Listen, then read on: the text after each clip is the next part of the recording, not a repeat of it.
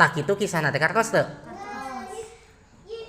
Padahal mah wa ma alaika alla yazakka. Sok sanajan eta jalma-jalma teu ngabersihkeun teh teu iman da moal matak madarat ka anjeun. Kieu maksudna. Kan Nabi teh ngajak asup Islam ka genep urang nu tadi disebutan. Tah lamun teh mah nu genep urang eta teu asup Islam teu matak madarat ieu ka anjeun. Gitu. Nya. Kan Nabi teh berharap tadi nama wah lamun nu genep urang eta asup Islam bakal kuat Islam teh. Padahal saur Allah walaupun nu genep urang eta teu asup Islam moal madarat anjeun mah jeung Islam mah moal naon moal matak cilaka moal matak madarat agama Islam sanajan nu genep urang eta teu asup Islam tapi da henteu sadayana asup Islam nu genep urang eta teh Abu Jahal di antara nama teh asup Islam.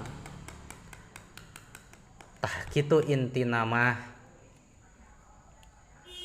janten kesimpulanna mah atawa anu bisa diambil hikmah tina ieu kisah kumaha cing lamun aya jalma anu butuheun ilmu ti urang maka urang teh ulah koret sok pasihkeun ilmu ka eta jalma anu butuheun ilmu. Misalkeun datang ka deal ciklah pangajarkeun ajaran Islam deal tak ku deal teh ari ulah koret deal teh sok ajarkeun ajaran Islam ka eta jalmi sabisa-bisa deal anu geus diaos ku deal teh ajarkeun.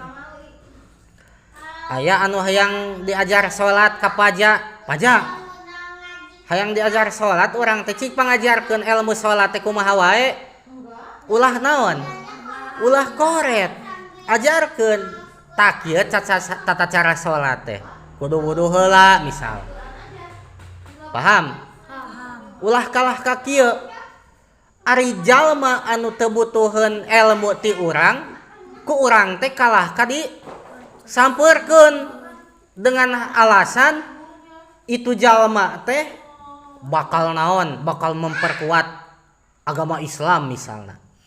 Wah itu lamun belajar agama Islam ti urang bakal kuat agama Islam teh.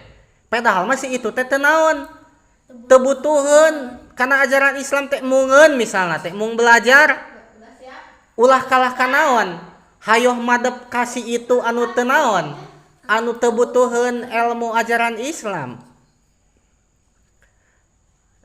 Gitu dahulukan orang yang butuheun ilmu agama Islam bere ku urang ajarkeun ajaran Islam teh ulah kieu cicing lah maneh mah lamun belajar agama Islam teh maneh malah moal memperkuat agama Islam ieu moal memperkuat ekonomi Islam maneh malah mun belajar agama Islam ge tapi lamun si itu nu belajar agama Islam na bakal kuat Islam teh tak ulah kitu kahartos